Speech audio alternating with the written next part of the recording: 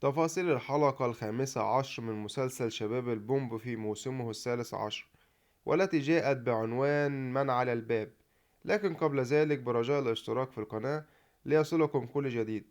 الحلقة الخمستاشر من مسلسل شباب البومب جاءت بعنوان من على الباب.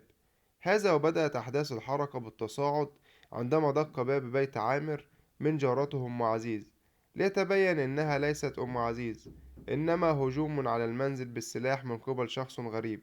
وتتوالى الأحداث بعدها يواصل مسلسل شباب البومب في موسمه الثالث عشر حضور كأحد أبرز الأعمال الكوميدية والاجتماعية السعودية في رمضان لسنة 2025، حيث يطرح قضايا الشباب والمجتمع بأسلوب فكاهي يجذب إليه مختلف الفئات العمرية.